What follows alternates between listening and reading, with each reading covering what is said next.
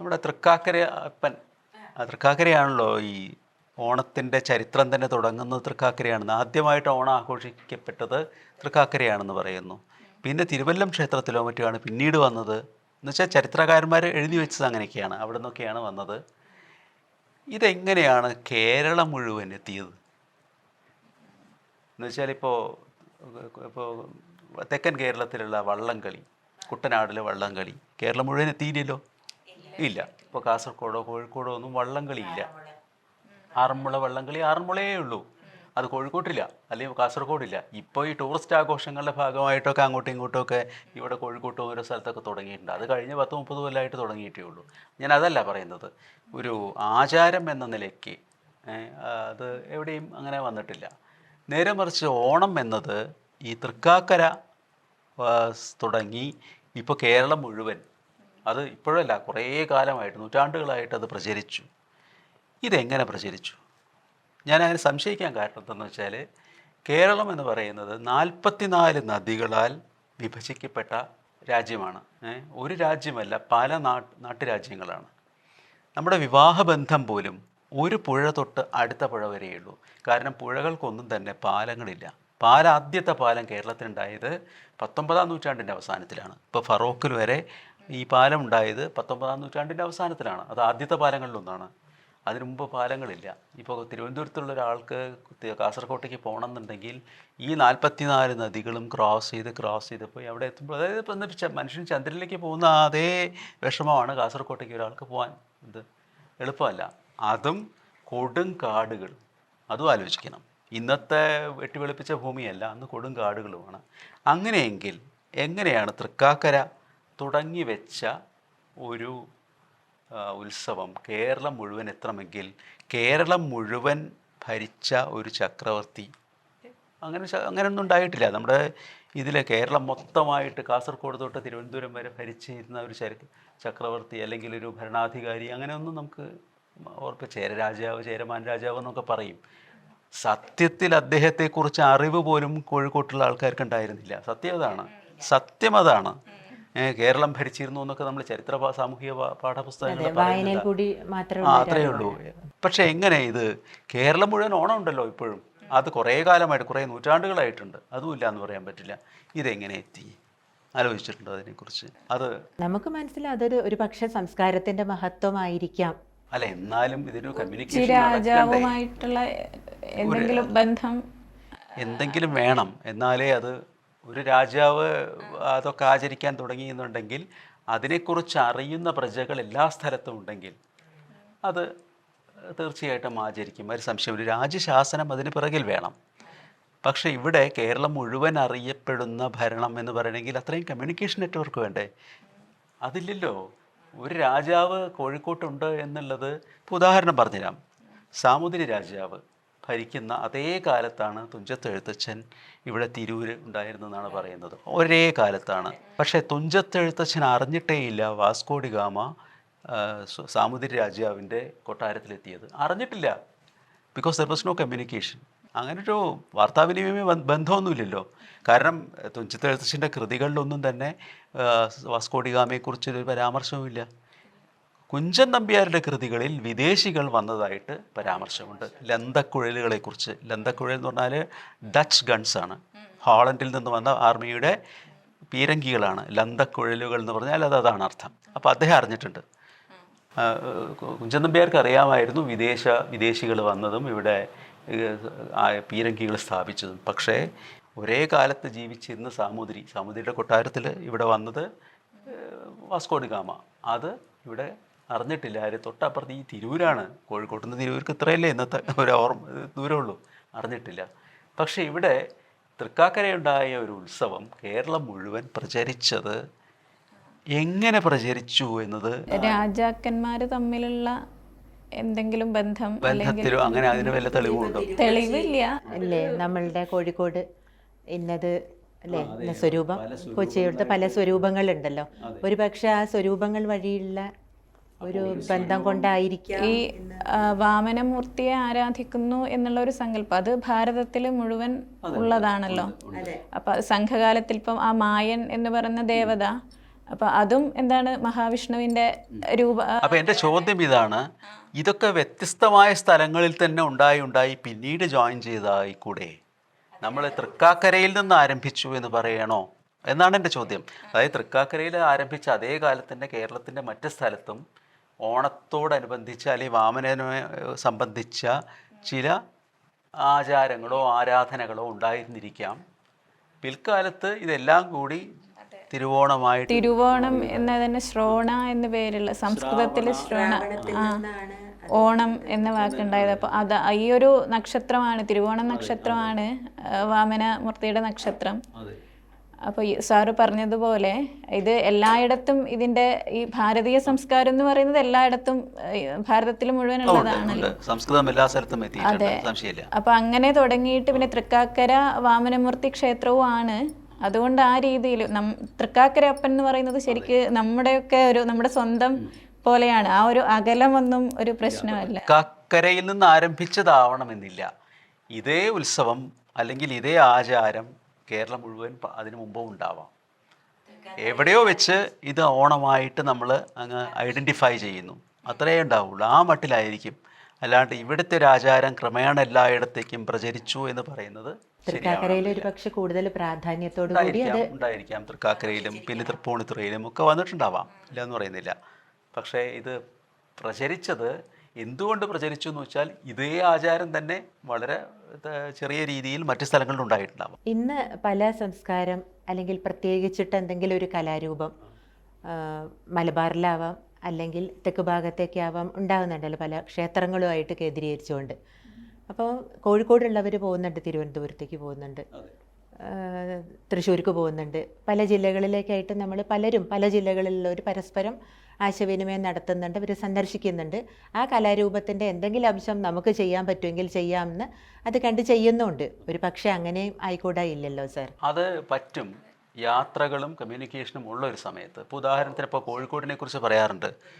പാരീസിൽ ഇന്ന് രാവിലെ ഇറങ്ങിയ ഒരു ഫാഷൻ ഇന്ന് വൈകുന്നേരം ബോംബെയിലെത്തും, നാളെ രാവിലെ കോഴിക്കോട്ടെത്തും എന്ന് പറയാറുണ്ട്. അത് ഇത്രയധികം കമ്മ്യൂണിക്കേഷൻ നടക്കുന്ന അല്ലെങ്കിൽ യാത്രാ സൗകര്യങ്ങൾ, വിമാന സൗകര്യങ്ങളൊക്കെ ഉള്ളൊരു കാലത്ത്. നേരെ മറിച്ച് ഉള്ളൂർ എങ്ങനെയാണ് തൻ്റെ റിസർച്ചിന് വേണ്ടിയിട്ട് ഇവിടെ ചിറക്കലിലെത്തിയതെന്നറിയോ? ഉള്ളൂർ നമ്മുടെ അത്ര പഴക്കമുള്ള ഒരാളൊന്നുമില്ല, പ്രാചീനനൊന്നുമില്ല, 20-ാം നൂറ്റാണ്ടിലുള്ള ആളാണ്, നമ്മുടെ കവിത്രയത്തിലുള്ള ഒരാളാണ്. അദ്ദേഹം ഈ പറയുന്ന പോലെ നിരവധി പുഴകൾ തോണിയിൽ ക്രോസ് ചെയ്തിട്ടാണ് കുറേ ദിവസം കൊണ്ടാണ് ചിറക്കലിലെത്തുന്നത്.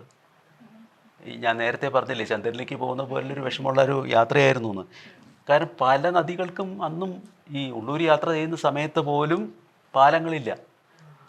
അപ്പം അത്രയും ഇതാവുന്ന സമയത്ത് ഈ പറയുന്നത് എളുപ്പമല്ല.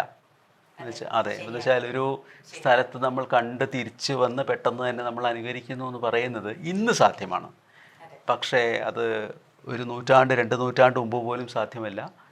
ഇതിനൊക്കെ മുമ്പേ 19-ാം നൂറ്റാണ്ടിന് മുമ്പേ ഇതൊന്നും സങ്കല്പിക്കാൻ പറ്റില്ല. അതുകൊണ്ടാണ് ഞാൻ നേരത്തെ പറഞ്ഞത് വാസ്കോ ഡി ഗാമ വന്നത് തുഞ്ചത്ത് എഴുത്തച്ഛൻ അറിഞ്ഞിട്ടില്ല എന്ന്. അത് അദ്ദേഹത്തിൻ്റെ കുറ്റമൊന്നുമില്ല, രണ്ടുപേരും രണ്ട് ലോകത്താണ് ജീവിച്ചിരുന്നത്. അപ്പോൾ അങ്ങനെ ഒരു പ്രശ്നമുണ്ട്. ഈ കമ്മ്യൂണിക്കേഷൻ ഇല്ലാത്ത അന്നത്തെ കാലത്തെ കുറിച്ച് നമ്മളൊരു ചിത്രം ഉണ്ടാക്കുന്ന സമയത്ത് കമ്മ്യൂണിക്കേഷൻ ഉള്ള ഇന്നത്തെ കാലത്തെ മനസ്സിൽ വെച്ചുകൊണ്ട് നമുക്ക് ഉണ്ടാക്കാൻ പറ്റില്ല. നല്ല ബുദ്ധിമുട്ടുണ്ട് അതിൽ. അത് അങ്ങനെയല്ല, പക്ഷേ എന്തുകൊണ്ട് എന്നാലും സംഭവിക്കുകയും ചെയ്തു. കാരണം എല്ലാ സ്ഥലത്തും ഓണം എത്തി, കേരളം മുഴുവൻ ഓണമുണ്ട്. ഓരോ തരത്തിലായിരിക്കാം, അല്ല എന്ന് പറയുന്നില്ല, ഓരോ തരത്തിൽ ഓണം ആഘോഷിക്കും. അതിൻ്റെ അടിസ്ഥാനം ഇത് തന്നെയാവും, ആ ഒരു വിഷ്ണു പൂജ എന്നുള്ള.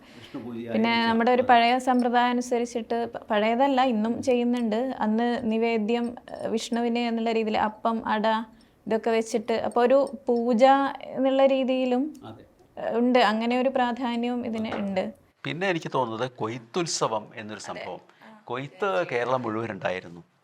കേരളത്തെ മുഴുവൻ ഒരു കോമൺ കാര്യം ആ കാലത്ത് തന്നെ തൊട്ട് ചിങ്ങമാസത്തിൽ കൊയ്ത്ത് എന്ന് പറയുന്നുണ്ട്. അപ്പോൾ ഒരു കൊയ്ത്തുത്സവം എന്ന നിലയ്ക്കും ഇത് അപ്പോൾ ഒരു ഉത്സവത്തിനുള്ള സമയം അത് തന്നെയാണ്.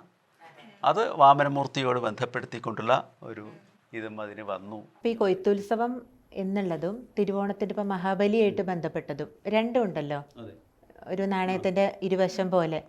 അപ്പം അത് എങ്ങനെയാണ് അത് സാധ്യമാകുന്നത് എന്നുള്ളതൊരു ചോദ്യമായിട്ട് വരുന്നില്ലേ? മഹാബലി അപ്പുറത്ത് കൊയ്ത്ത് കൃഷി. അതെ, ഒരു ബന്ധവുമില്ല ശരിക്കും പറഞ്ഞാൽ. പക്ഷേ ഒരു ഉത്സവം, ആഘോഷം, സദ്യവട്ടം നടത്തണമെന്നുണ്ടെങ്കിൽ ഇപ്പുറത്ത് സാമ്പത്തികമായിട്ട് കുറച്ച് ഭദ്രതയുള്ളൊരു സമയത്തേ പറ്റൂ. അത് കൊയ്ത്തിൻ്റെ കാലത്ത് അല്ലെങ്കിൽ കൊയ്ത്ത് കഴിഞ്ഞ ഉടനെ അപ്പോഴാണല്ലോ നമ്മൾ ഗ്രാനറീസ് നമ്മുടെ പത്തായം നിറയുക. അപ്പം അതാണ് എൻ്റെ ഒരു തോന്നുന്നത്. അതെ, എന്നാലേ പറ്റൂ. ഇപ്പോൾ ഒരു സ്ഥലത്ത് ആ കാലത്ത് കൊയ്ത്ത് ചെയ്യില്ല എന്നുണ്ടെങ്കിൽ നിങ്ങൾക്ക് അവിടെ ഓണം ആഘോഷിക്കാൻ പറ്റില്ല. മനസ്സിലൊക്കെ ഉണ്ടായിരിക്കാം, പക്ഷേ നമുക്ക് സദ്യ വിളമ്പണ്ടേ, അപ്പം അത് എളുപ്പമല്ല അന്നത്തെ കാലത്ത്. മഹാബലിയുടെ ഗുണങ്ങളും നന്നായിട്ട് പറഞ്ഞിട്ടുണ്ട്. അതായത് ഈ ദാനം എന്ത് വേണമെങ്കിലും തരാം എന്ന് പറഞ്ഞത് ഒരു ഗുണം. ഇനി അത് കൂടാതെ ഇദ്ദേഹം മഹാവിഷ്ണുവാണ്, കൊടുക്കരുത് എന്ന് ശുക്രാചാര്യർ പറയുന്നുണ്ട്, വളരെ കൃത്യമായിട്ട് പറയുന്നുണ്ട്. പക്ഷേ താൻ പറഞ്ഞ വാക്ക് മാറ്റില്ല. ഞാൻ തരാം എന്ന് പറഞ്ഞിട്ടുണ്ടെങ്കിൽ ഞാൻ തരും എന്ന് പറഞ്ഞാൽ അത് ഗുരുവിൻ്റെ വാക്ക് കേട്ടിട്ടുകൂടി പിന്മാറുന്നില്ല മഹാബലി. അപ്പോൾ ശരിക്കും പുരാണങ്ങളിൽ വളരെ വലിയ ആളാക്കിയിട്ട് തീർക്കുകയാണ് ചെയ്യുന്നത് മഹാബലിയെ. പക്ഷെ നമ്മൾ മാത്രമാണ് ഈ ചവിട്ടി താഴ്ത്തി എന്ന് പറഞ്ഞിട്ട് ശരിക്കും നമ്മൾ നിന്ദിക്കുകയാണ്, അങ്ങനെ ഒരു എന്തോ അധപ്പതിപ്പിച്ചു എന്നുള്ള രീതിയിൽ. പക്ഷെ അവിടെ പുരാണങ്ങളിൽ പറയുന്നത് പറ്റിയൊരു അബദ്ധം എന്താണെന്ന് വെച്ചാൽ ഒരു അഹങ്കാരം വന്നു. അതായത് എന്ത് വേണമെങ്കിലും എനിക്ക് തരാൻ പറ്റും എന്നുള്ള ആ ഒരു ഭാവം വന്നു. അപ്പോൾ ആ ഭാവത്തെ ഇല്ലാതെയാക്കി. അതായത് എന്ത് വേണമെങ്കിലും തരാൻ കഴിയില്ല എന്നുള്ളത്. ഇപ്പം 3 അടി മണ്ണ് ചോദിച്ചു, അത് 3 അടി മണ്ണ് കൊടുക്കാൻ പറ്റിയില്ലല്ലോ. അപ്പോൾ അങ്ങനെ ഒരു ഇത് വന്നു, അത്ര മാത്രമേ ഉള്ളൂ. അല്ലാണ്ട് വലിയ ഒരു മോശം കഥാപാത്രമായിട്ടല്ല, വളരെ നല്ല ഇപ്പോൾ ഗുരുഭക്തി ഉണ്ട് എന്ന് ആദ്യം പറയുന്നുണ്ട് ഭാഗവത പുരാണത്തിൽ തന്നെ. അതുകൊണ്ട് വിജയിക്കാൻ കഴിഞ്ഞില്ല എന്നാണ് ദേവന്മാർക്ക്. മഹാബലിയെ വിജയിക്കാൻ കഴിഞ്ഞില്ല, കാരണം ഗുരുഭക്തി ഉണ്ട്. ഗുരുഭക്തിയുള്ള ആളെ തോൽപ്പിക്കാൻ പറ്റില്ല. അപ്പോൾ അങ്ങനെ മറ്റേ മൃതസഞ്ജീവനി മന്ത്രം കൊണ്ട് അങ്ങനെയാണ് ആ ഒരു ചരിത്രം തുടങ്ങുന്നത്.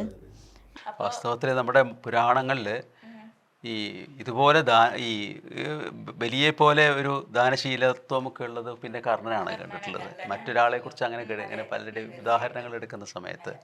പിന്നെ ഇത് മാത്രമല്ല, ഇപ്പം നമ്മൾ ഏറ്റവും നീച കഥാപാത്രങ്ങൾ അല്ലെങ്കിൽ രാക്ഷസീയമായ കഥാപാത്രങ്ങൾ എന്ന് പറഞ്ഞ കഥാപാത്രങ്ങളെയും ഇന്ത്യൻ പുരാണങ്ങൾ അത്ര മോശമായിട്ടല്ല ചിത്രീകരിച്ചിട്ടുള്ളത്, അല്ലേ? ഒരു നന്മയില്ല, വലിയ നന്മ. അപ്പോൾ രാവണനെക്കുറിച്ച് നമ്മൾ അതിനെക്കുറിച്ച് ഡീറ്റെയിൽ ആയിട്ട് പറയാൻ എനിക്ക് ഇഷ്ടമല്ല, ചെറുതായിട്ട് പറയാം. ഇപ്പോൾ രാവണൻ അവസാനം മരിച്ചു. ഈ മരിക്കുന്ന സമയത്ത് മരിക്കാൻ പോകുന്ന സമയത്ത് ആ രാവണൻ ലക്ഷ്മണനെ ഉപദേശിക്കുന്നുണ്ട്. ഇത്ര നാൾ യുദ്ധം ചെയ്ത ആളാണ്, അത് ഉപദേശിക്കാൻ താൻ ആരടോ എന്നല്ലേ ചോദിക്കുക. ഒന്ന് ആലോചിച്ച് നോക്കൂ.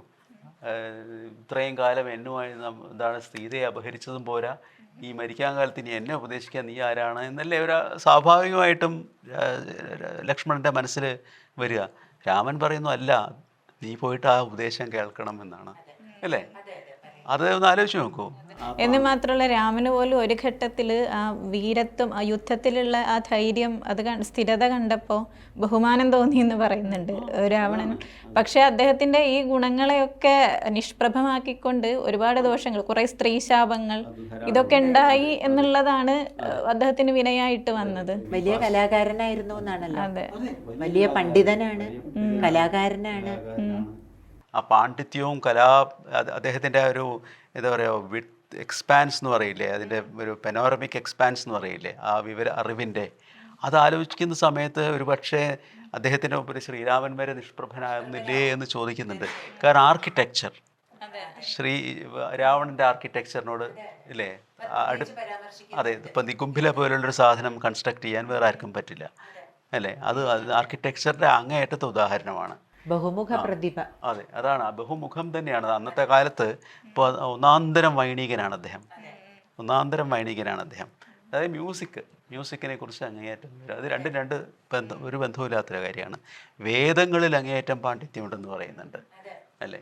സത്യത്തില് ഇത്രമാത്രം ഈ പൂർണ്ണത എന്ന് പറയുന്നത് ഒരിക്കലും പൂർണ്ണതയാവില്ലെങ്കിലും പൂർണ്ണതയോടെ ഏറെ ചേർന്ന് നിൽക്കുന്ന ഏറ്റവും പ്രധാനപ്പെട്ട കഥാപാത്രം രാവണനാണ്. പിന്നെ അത് മാത്രമല്ല, ഈ ലങ്ക എന്ന സ്വന്തം രാജ്യം അധപ്പതിച്ച് കിടക്കുന്ന സമയത്ത് അദ്ദേഹമായിട്ട് ആ ജനതയെ ഒന്നിച്ചുയർത്തിക്കൊണ്ടുവരികയാണ് ചെയ്തത്. പക്ഷെ എന്താണെന്ന് വെച്ചാൽ ഇതൊക്കെ കഴിവുകൾ ആണ്. പക്ഷെ ഗുണങ്ങള് വേറെ ശ്രീരാമന്റെ തുടക്കത്തിൽ പറയുന്നുണ്ട്, 64ഓളം ഗുണങ്ങൾ എണ്ണി പറയുന്നുണ്ട്. അതായത് നമ്മുടെ സ്വഭാവവുമായിട്ട് ബന്ധപ്പെട്ട പക്ഷെ രാവണൻ എന്താണെന്ന് വെച്ചാൽ ഇത്രയും കഴിവ്, പാണ്ഡിത്യം ഇതൊക്കെ ഉണ്ട്, പക്ഷെ അതൊക്കെ ഉണ്ടായിട്ടും കാര്യമില്ല. നമ്മുടെ തപോനിഷ്ഠ അല്ലെങ്കിൽ നമ്മുടെ സ്വഭാവ ഗുണം ഉണ്ടല്ലോ, അതാണ് പ്രധാനം എന്ന്. അതെ, രാജസമായിട്ടുള്ള ചില നീച വൃത്തികളിലേക്ക് കടക്കാനും എന്തും ചെയ്യാനുള്ള ഒരു സദാചാര ബോധമില്ലാതെ സ്ത്രീകളെ ഉപദ്രവിക്കുകയായിരുന്നു. അതാണ് പറയാനുള്ളത്. അത് മാറ്റി നിർത്തിയാൽ നിങ്ങൾ അദ്ദേഹത്തിൻ്റെ അതാണ് ഫാക്കൽറ്റീസ് എന്ന് പറയില്ലേ, അക്കംപ്ലിഷ്മെൻറ്റ്സ്, അത് ഗംഭീരവുമാണ്. അതാണ് നമ്മുടെ ഒരു വില്ലനസ് കഥാപാത്രങ്ങളെക്കുറിച്ചുള്ള നമ്മുടെ ചിത്രീകരണം. ഇങ്ങനെയല്ല ഈ പാശ്ചാത്യ കഥാപാത്രങ്ങൾക്ക് അവർ കൊടുത്തിട്ടുള്ളത്. നീചരാണോ നീചത്വം മാത്രമേ ഉള്ളൂ, നല്ല കഥാപാത്രമാണോ നന്മ മാത്രമേ ഉള്ളൂ. ഇങ്ങനെ ഒരു തരം കറുപ്പും വെളുപ്പുമായിട്ട് തിരിക്കൽ, അത് പാശ്ചാത്യ ലോകത്തിൽ അവരുടെ പ്രധാനപ്പെട്ട എപ്പിക്സിലൊക്കെ അങ്ങനെയാണ് കാണാറുള്ളത്. ഇവിടെ അങ്ങനെയല്ല. പ്രത്യേകിച്ച് മഹാഭാരതത്തില് എല്ലാ കഥാപാത്രങ്ങളുടെയും ഗുണവും ദോഷവും വളരെ വ്യക്തമായിട്ട് ഒരു പക്ഷപാതിത്വം ഇല്ലാതെ കാണിച്ചിട്ടുണ്ട്. എല്ലാ കഥാപാത്രങ്ങളുടെയും ഗുണവും ദോഷവും കാണിച്ചിട്ടുണ്ട്. അതിപ്പോൾ ശ്രീകൃഷ്ണനാണെങ്കിലും ഗാന്ധാരിയാണെങ്കിലും കർണനാണെങ്കിലും ഇത് ഏറ്റവും അവസാനം. അതുകൊണ്ടാണല്ലോ ഇന്ത്യയിൽ ഒരുവിധം എല്ലാവർക്കും ക്ഷേത്രങ്ങളുണ്ട്. ദുര്യോധനന് ക്ഷേത്രമുണ്ട്, കേരളത്തിലെ ഏക ക്ഷേത്രം. അതെ, ഇത് വടക്കേന്ത്യയിലുണ്ട് ധാരാളം ക്ഷേത്രങ്ങൾ. അപ്പോൾ അതിനർത്ഥം എന്താണ്? ഇതിപ്പോൾ ഇവരെ പൂജിക്കാൻ പോലും നമ്മൾ തയ്യാറായി എന്ന് പറഞ്ഞാൽ പൂജനീയമായിട്ട് ഒരുപാട് കാര്യങ്ങൾ അവരിലുണ്ട് എന്നുള്ളതല്ലേ അതിനർത്ഥം, അല്ലേ? അവസാനം ഇതാണ് സ്വർഗാരോഹണം കഴിഞ്ഞ സമയത്ത് യുധിഷ്ഠിരൻ കണ്ടത് നേരത്തെ അവിടെ എത്തിയിട്ടുള്ള കൗരവന്മാരെയാണ്. അപ്പോൾ അതാലോചിച്ച് നോക്കൂ. അപ്പോൾ അതൊക്കെയാണ് നമ്മുടെ ഈ എന്താ പറയുക, എല്ലാത്തിനെയും ഉൾക്കൊള്ളാൻ കഴിയും. ഇത്രയും മിക്സ്ഡ് ആണ് നമ്മുടെ കഥാപാത്രങ്ങൾ. അതിൻ്റെ പ്രധാനപ്പെട്ട ഒരു ലക്ഷ്യം എന്ന് പറയുന്നത് മനുഷ്യൻ്റെ മനസ്സിൻ്റെ വിമലീകരണം ആണ്. ഏതിലും ഒരു നന്മ കണ്ടെത്താൻ, അതിലുള്ള നന്മയെ നമ്മൾ തിരിച്ചറിയണം എന്നുള്ള ഒരു സന്ദേശം കൂടിയാണല്ലോ അത്. അതായത് നമ്മുടെ ഉള്ളിലൊരു ആത്മാവുണ്ട്, അത് അങ്ങേയറ്റം നിർമ്മലമാണ് എന്നുള്ളൊരു സങ്കല്പമായിരിക്കാം അതിന് പിറകിലുള്ളത്. ഈ തൽക്കാലത്തെ ഈ ലൗകിക ജീവിതത്തിൽ നിങ്ങൾ ചീത്തയായിട്ട് പെരുമാറുന്നുണ്ടെങ്കിലും യഥാർത്ഥത്തിൽ ആന്തരികമായ സത്തയിൽ എല്ലാവരും ഒരേ നന്മയുള്ള അല്ലെങ്കിൽ ഒരേ ഒന്ന് തന്നെയാണ്. അതെ, നമ്മൾ സ്വയം നമ്മളെ തിരിച്ചറിയുക.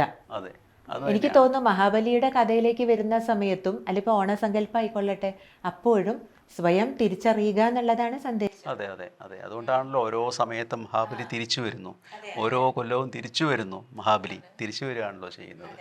അത് സത്യമാണ്. പിന്നെ ഈ ഒരു സങ്കല്പം തന്നെ വളരെ മഹത്തരമാണ്. കാരണം നമ്മുടെ പാട്ടിൽ പറയുന്നത് പോലെ എല്ലാ നന്മയും ഉള്ള ഒരു ലോകം എന്ന് പറയുന്നത് അത് നമുക്ക് ഇപ്പോൾ ഉണ്ടോ ഇല്ലയോ എന്നുള്ളതല്ല, ആ ഒരു സങ്കല്പം നമുക്കൊരു ഊർജം തരുന്നതാണ്. ഇപ്പോൾ ഇല്ലെങ്കിലും അതുണ്ടാവണം, അതെ, ഭാവിയിലെങ്കിലും ഉണ്ടാവണം. അതെ, അപ്പൊ പാട്ടിന്റെ സമയമായി. കന്നിമണ്ണിലെറിഞ്ഞതെല്ലാം നൂറുമേനി വിളഞ്ഞേ, കതിര് കൊയ്യാൻ നീയും വായു പൊന്നോണക്കിളി. കന്നിമണ്ണിലെറിഞ്ഞതെല്ലാം നൂറുമേനി വിളഞ്ഞേ, കതിര് കൊയ്യാൻ നീയും വായു പൊന്നോണക്കിളി. ഏലേലം ഹൊയ് ഏലേലം ഹൊയ് ഏലേലം ഹൊയ് ഏലേലം ഏലേലം പാടുന്നു പൊന്നാരിൻ വയലേലകൾ, ആലോലമാടുന്നു പൊന്നരിവാളുകൾ. ഇത് കാർഷിക കൃഷിയായിട്ടും കൊയ്ത്തുത്സവമൊക്കെ ആയിട്ട് ബന്ധപ്പെട്ടിട്ടുണ്ടാക്കിയൊരു പാട്ടാണ്. ഇത്രയും മഹത്തായ അതിസുന്ദരവുമായ ഒരു ഉത്സവമാണ് ഓണം എന്നതിൽ യാതൊരു സംശയവുമില്ല. കേരളം മുഴുവൻ അത് ആചരിക്കുന്നുമുണ്ട്. പക്ഷേ വടക്കേ ഇന്ത്യയിലുള്ള ഉത്സവങ്ങൾ നമ്മൾ ആചരിക്കുന്നു എന്നല്ലാതെ എന്തുകൊണ്ട് ഓണം അങ്ങോട്ട് പോകുന്നില്ല? നമ്മളതിൽ പരാജയപ്പെട്ടോ കുറേയൊക്കെ? എന്താ ഉണ്ടായത്? എനിക്ക് തോന്നുന്നു മലയാളികൾക്ക് കൂടുതൽ സ്വീകരിക്കുക എന്നുള്ളൊരു അല്ലേ, ഒരു സ്വീകരിക്കാനുള്ളൊരു സന്നദ്ധത മനസ്ഥിതി മലയാളികൾക്ക് കൂടുതലാണെന്ന് എനിക്ക് പലപ്പോഴും തോന്നിയിട്ടുണ്ട്. ഉദാഹരണത്തിന് ഒരു വിവാഹത്തിന് നമ്മളൊരു വടക്കേ ഇന്ത്യൻ ഒരു വേഷം ഇടുന്നു. വടക്കേ ഇന്ത്യൻ വേഷം മോശമൊന്നുമല്ല, പക്ഷേ നമ്മൾ വേണ്ട എന്ന് വെക്കുന്നത് മലയാളി വേഷമാണ്. അത് മോശമല്ലല്ലോ. നമ്മളെന്തിനാ അത് വേണ്ടാന്ന് വെക്കുന്നത്? മറ്റുള്ളതിനെ അനുകരിക്കാനുള്ള ഒരു വാസനയും മലയാളികൾക്കുണ്ട് എന്നാണ് എൻ്റെ ഒരു കാഴ്ചപ്പാട്.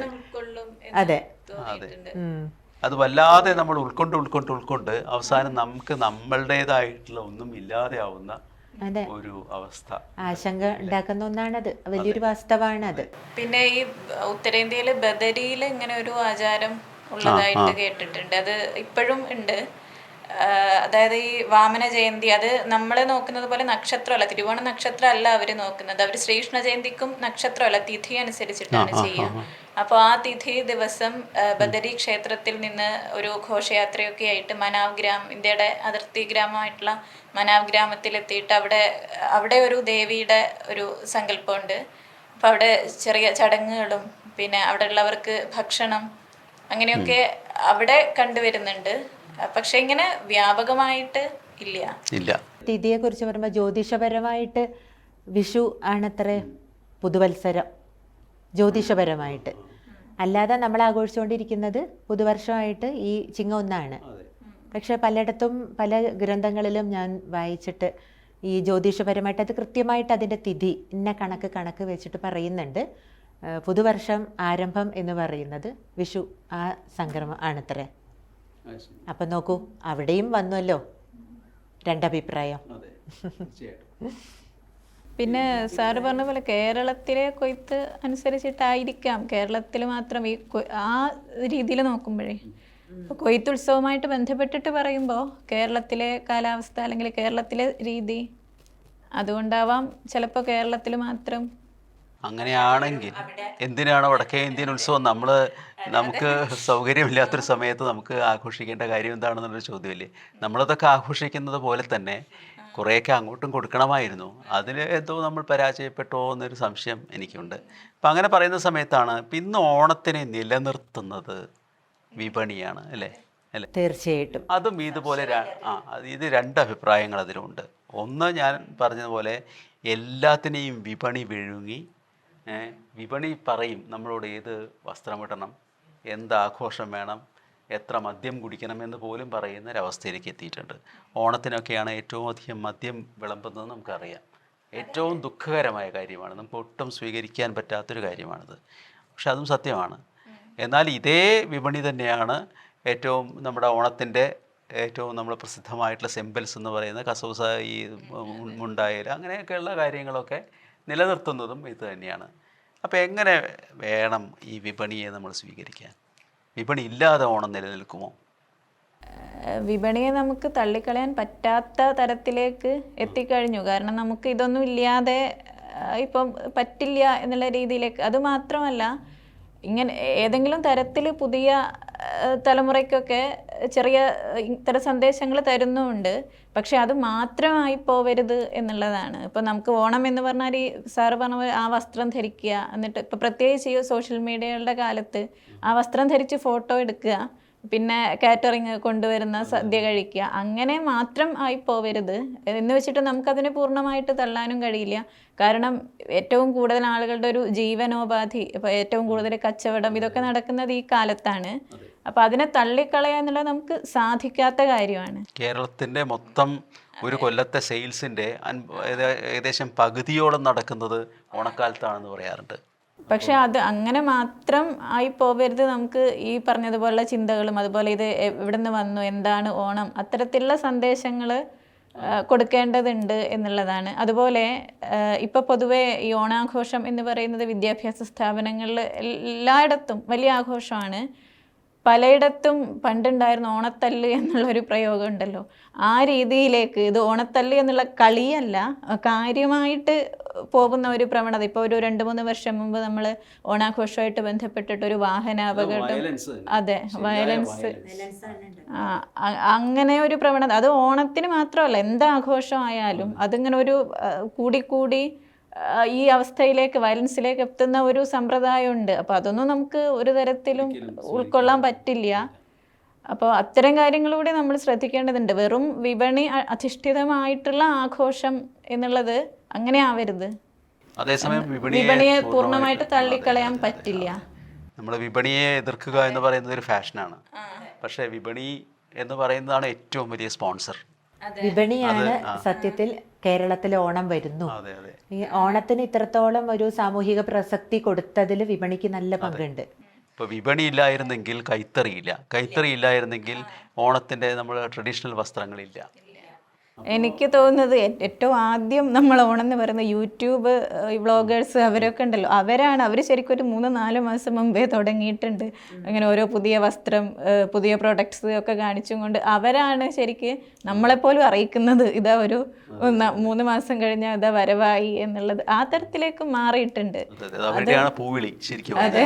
ഈ വസ്ത്രം മാത്രമല്ല, നോക്കൂ, വസ്ത്രത്തിൻ്റെ ഒരു പരസ്യം, അതിൻ്റെ കൂടെ ഓണക്കളികളുണ്ട്, ഓണത്തല്ലുണ്ട്, പൂവടയുണ്ട്, പൂക്കളമുണ്ട്, പായസമുണ്ട്. ഓണമായിട്ട് ബന്ധപ്പെട്ട എല്ലാ പ്രത്യേകതകളും വിപണിയിൽ പരസ്യത്തിൽ കാണിക്കുന്നുണ്ട്. സത്യത്തിൽ അതിനെക്കുറിച്ചിട്ട് കൂടുതൽ അറിയാത്ത ആളുകളെ പോലും ആകർഷിക്കുന്ന രീതിയിലാണ് നമ്മൾ ജീവിക്കുന്ന ഈ കാലത്തുള്ള പരസ്യങ്ങളൊക്കെ. വിപണിയെ ഒഴിച്ചു നിർത്തിയിട്ടുള്ള ഒരു ഓണാഘോഷം നമുക്ക് സങ്കല്പിക്കാൻ സാധിക്കില്ല. അപ്പോൾ നെഗറ്റീവായിട്ടുള്ള കാര്യങ്ങളും പോസിറ്റീവായിട്ടുള്ള കാര്യങ്ങളും ഈ വിപണിയെ സംബന്ധിച്ച് ഉണ്ട്. അങ്ങനെയെങ്കിൽ എങ്ങനെയായിരിക്കണം ഓണത്തോടുള്ള അല്ലെ വിപണിയോടുള്ള ഒരു നിലപാട് സർക്കാരിൻ്റെ, ഗവൺമെൻറ് എന്ത് ചെയ്യണം? എന്താണ് അഭിപ്രായം? നമ്മളങ്ങനെ ആലോചിക്കണ്ടേ?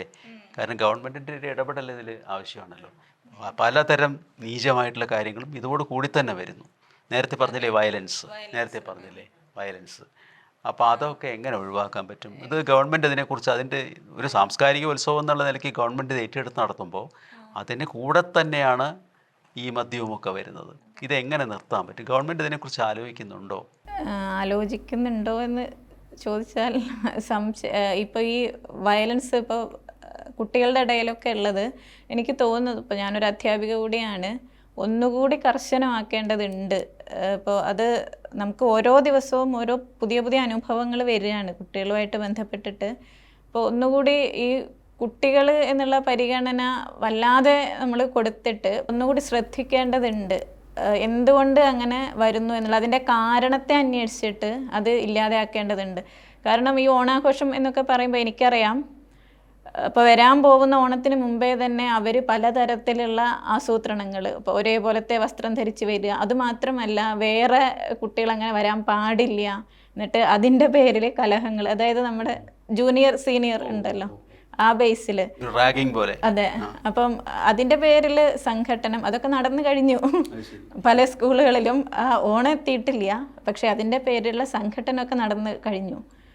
അപ്പോൾ ആ രീതിയിലേക്ക് അതിനൊക്കെ കർശനമായിട്ടുള്ള നിയന്ത്രണം ഇനിയും കൊണ്ടുവരേണ്ടതുണ്ട്. എന്താണ് പരിഹാരം എന്ന് വളരെ ഗൗരവകരമായിട്ട് ആലോചിച്ചിട്ട്, ഒരിക്കലും നമുക്ക് ഇവനൊരു നിസ്സാരമായിട്ട് കാണാൻ പറ്റുന്നതല്ല. കാരണം ഇവരല്ലേ ഇനി വളർന്നു വരുന്നവർ. അപ്പോൾ എന്തുകൊണ്ടിങ്ങനെ അതിൻ്റെ കാരണം അന്വേഷിക്കണം, എന്തുകൊണ്ടിങ്ങനെ ആവുന്നു. ഇനി ഇത്തരത്തിലുള്ള സംഭവങ്ങൾ ഉണ്ടായിക്കഴിഞ്ഞാൽ വളരെ കർശനമായിട്ടുള്ള ശിക്ഷ. ഇപ്പോഴത്തെ ഇതൊന്നും പോരാ എന്നാണ് എനിക്ക് വ്യക്തിപരമായിട്ട് തോന്നുന്നത്. അതായത് ഓണം പോലുള്ള ഈ ഉത്സവങ്ങൾ നമുക്ക് വയലൻസ് അവതരിപ്പിക്കാനുള്ള ഒരു പ്ലാറ്റ്ഫോമായി മാറരുത്. അതെ. എന്തായാലും ഓണത്തെക്കുറിച്ച് ഒരുപാട് ആലോചിക്കാം, ഒരുപാട് തമാശ പറയാം, ഒരുപാട് വെടിവെട്ടത്തിന് നിൽക്കാം. അതൊക്കെയാണ് ഓണം എന്ന് പറയുന്നത്. ഒരുപാട് പിന്നിലേക്ക് തിരിഞ്ഞു നോക്കാൻ നമുക്ക് അവസരം തരുന്ന ഓണം. അങ്ങനെ പിന്നിലേക്ക് തിരിഞ്ഞു നോക്കുന്ന സമയത്താണ് നമുക്ക് കുറച്ചൊക്കെ നമ്മുടെ ഉള്ളിലേക്കും നമ്മൾ ഈ ചെയ്തതൊക്കെ ശരിയാണോ, നമ്മൾ വന്ന വഴികളൊക്കെ ശരിയാണോ, നമ്മൾ ഇന്നിവിടെ എത്തിയത് എങ്ങനെയാണ്, നമ്മുടെ ഭൂതകാലം എങ്ങനെയായിരുന്നു, നമ്മുടെ എന്ന് വെച്ചാൽ വ്യക്തിപരമായിട്ട് ഓരോ വ്യക്തിയുടെയും നമ്മുടെ ജനത എന്ന നിലയ്ക്ക് കേരളവും എങ്ങനെ ഇവിടെ എത്തി എന്നതിനെക്കുറിച്ചൊക്കെ ആലോചിക്കാനും പിന്നെ അതിനെക്കുറിച്ച് തമാശ പറയാനും ഒരുപാട് പാട്ട് പാടാനും ഭക്ഷണം കഴിക്കാനും ഭക്ഷണമില്ലാത്തവർക്ക് അത് കൊടുക്കാനും ഒക്കെയുള്ളൊരവസരം അതാണ് ഓണം തരുന്നത്. മഹാബലി മാത്രമല്ല, ബലശാലി മാത്രമല്ല, ദാനവീരൻ കൂടിയാണ്. ദാനവീരൻ എന്നാണ് അദ്ദേഹത്തെക്കുറിച്ച് പറയുന്നത്. അപ്പം അങ്ങനെയുള്ള ഒരു മഹാബലിയെ നമുക്ക് ഓരോ സന്ദർഭത്തിലും ഓരോ ഓണത്തിനും നമ്മുടെ മനസ്സിൽ നിന്ന് പുറത്തു കൊണ്ടുവരേണ്ടതുണ്ട്. അതാണ് ഓണം എന്ന് ഞാൻ വിശ്വസിക്കുന്നു. നമസ്കാരം.